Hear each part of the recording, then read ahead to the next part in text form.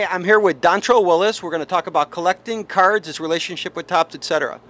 So for starters, Dontrelle, what's it like being involved in trading cards and signing your name to these cards and pieces of your relics on the cards? It's very exciting, especially growing up and collecting cards big time, especially being from Oakland, California. I might have had every Giants and A's player of all time, so it's definitely exciting to have my first card deal and have somebody really be excited to collect something of me.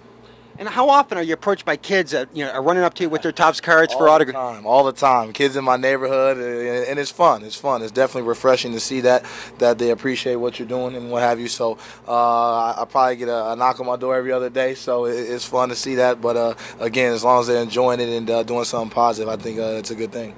And what do you think about the trading cards today? Nowadays, you get a pack of cards, and inside the pack, your card may already be autographed, or there may be a piece of your jersey. Do you think that's pretty cool? I love it. I love it. I wish they had thought about that when I was a kid. You know what I mean? And I do a lot of signings with Topps, and they're very good to me. And it's awesome to see that they take that time to go out there and really make a fan feel like they're a part of the game with having a piece of your jersey that you wore in the game. So I think that's awesome. And are there any players today or old school players that you'd really like to collect? Any of the old time guys? Oh man, Dave Stewart's my hero. Dave Stewart's my hero, and I had a chance to collect his card. Him and Carney Lansford, me being an Oakland kid. So Dave Stewart and my grandma's favorite is Walt Weiss. So I want to get a Walt Weiss card signed for her. So we'll see. I want to talk to you a little bit about the autographs. I know you signed a tremendous amount of autographs. You signed for the Topps company. And when you go through these signings, there's quite a process. They have to have a Topps employee, witnesses, there's affidavits. Is that important to you, the effort that goes into make sure every autograph is authentic? Yeah, most definitely, because you want the fans to understand that you're putting the time and the effort into it, and they're getting something that's definitely authentic, and they're getting something that they understand that you touched and you were a part of. So, I think it's worth even that much more worthwhile of just understanding the card and understanding the significance of, fans and really getting being a part of the game and getting that much closer to the game and having something that, your favorite player has touched and been a part of. Let's talk a little baseball. I know I have a nephew that's watched you so long, and he's always practicing that high kick. What kind of advice would you give to the kids out there who watch and they see your high kick? You think that's a good thing for the kids? Don't do it.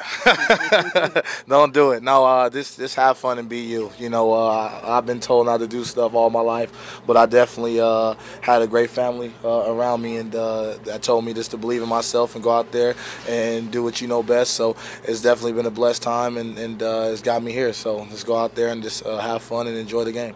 Just from watching you play for so long, you've got to be one of the most aggressive base runners in the history of Major League Baseball for a pitcher. Tell me about that. I just like competing. I just love being out there. Like I said earlier, I'm very blessed to be one of the best in the world as far as being a Major League ball player. It's every childhood kid's dream, and I'm living that dream. And I'm still a kid. I just finished my 5th year, and I'm 26 years old, so it's a very fun time. So, when I'm out there, I put my best efforts for my family and for my teammates out there and for the fans, most importantly. Congratulations on becoming one of the Black Aces. I believe it's a very elite group. I think there are 13 of you. Is that correct? Yes. Tell me what it means to be part of that group. It's history, and it's Black history, and it's American history. There's only been 13 African-American pitchers that have won 20 or more games, and I think the last was around 1990. So to be able to be a part of that great elite group is truly a blessing. I'll make my family proud because they grew up around that, and hopefully we have more. CeCe Sabathia was close, and we're rooting for him being a friend of mine, and through that, hopefully we can promote baseball in a positive way. Hopefully we have more in line to challenge that feat. So, we're doing a great thing out here. Well, as I'm sure you know, South Florida has completely loved you, but now you're headed over to the American League and the Detroit Tigers. What are you thinking about that? I love it. I love it, but I definitely loved and appreciated my time in South Florida. I actually live in South Florida, so that's how much I love it.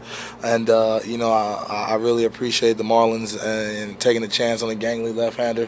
So, I have no ill will towards them. I wish them all the best. I'm definitely still friends with a lot of the guys that are on the team, but they understand that it's a business aspect, and the Tigers wanted something, and the Marlins wanted something. So it's good. The Tigers have been great. The ownership's been great, so I'm just excited to go out there and just do my thing.